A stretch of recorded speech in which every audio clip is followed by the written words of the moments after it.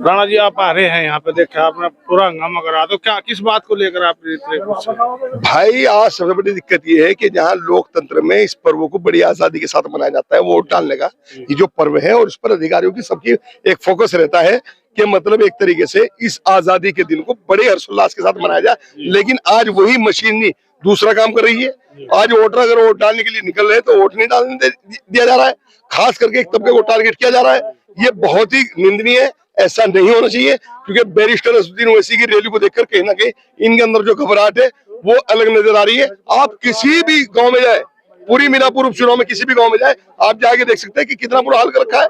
अरे भाई वोट डालने दो, वोट जिसे जारी जाने दो। और एक बात बताओ, यहाँ पर मुस्लिम 4 प्रत्याशी लड़ रहे हैं, लेकिन फिर भी डर खौफ है। अगर मान लिया आपको प्रमाण पत्र किसी को सौंपना है तो क्यों चुनाव कराया? चुनाव कराने की कोई जरूरत नहीं थी। बिना चुनाव के आप प्रमाण पत्र देते। कौन सी पार्टी डर रही है असदुद्दीन ओवैसी? बैरिस्टर असदुद्दीन ओवैसी से बीजेपी डर रही है, और पार्टी तो कोई है ही नहीं। तुम्हें पता है बीजेपी का खौफ है, बीजेपी की सरकार है, बीजेपी की मशीन नहीं है, तो बीजेपी को दिक्कत है और किसे दिक्कत है? अच्छा, एक मजबूत प्रत्याशी और भी समाजवादी पार्टी से जो पूर्व सांसद कादिर राणा उनकी पुत्रवधू है, सारे मजबूत प्रत्याशियों का खुलासा हो गया था परसों। सारे नेता मीरापुर विधानसभा में मौजूद थे। सारे नेताओं की पोल खुल गई, किसमें कितना सोता है। अरशद राणा ने सोता अपने सामने दिखाया कि अरशद राणा के पास में कितना सोता है। उस गठड़ी को देख के इनके अंदर खौफ पैदा हो गया, क्योंकि पूर्व मुख्यमंत्री अखिलेश यादव सड़कों पर रेंगते रहे, लेकिन जनता ढूंढ नहीं पाई। जनता तो बैरिस्टर असदुद्दीन ओवैसी और अरशद राणा की दीवानगी में वहां पर ककरौली में जनसभा में मौजूद थी। और ये सड़कों पर आज तक ऐसा नहीं हुआ कि अखिलेश यादव को सड़कों पर कहीं रोड शो करना पड़ा गाँव में जाके। जोली में आकर एक गाँव में आके रोड शो करके अपनी इज्जत बचा के चले गए। सभी प्रत्याशी जीत का दावा कर रहे हैं, तो आप क्या कहना चाहेंगे? हमारी जीत का दावा देखकर ही तो ये लोग परेशान हो गए।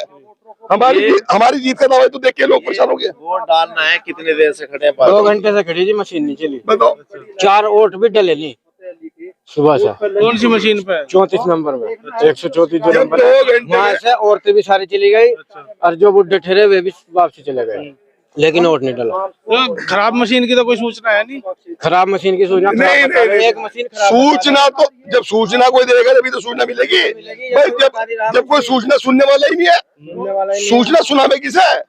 साहब आज तो काम हो रहा, वो जो होती ना गादड़ी बहुत घबराव थी जंगल में, तो गादड़ एक दिन कागज ठाला है, कागज पड़ा था रास्ते में। अब गादड़ ने कहा अब दिक्कत न मानिए। कहना क्यों?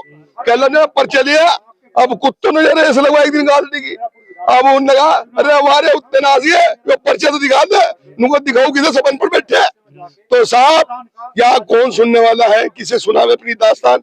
लेकिन बड़े दुख की बात है कि चुनाव आयोग बिल्कुल सोया हुआ है। चुनाव आयोग बिल्कुल एक्शन नहीं ले रहा है कि पूरी विधानसभा में जितनी धांधलीबाजी हो रही है, जिस तरीके से वोट नहीं डालने दिया जा रहा, ये बड़ी दुखद बात है।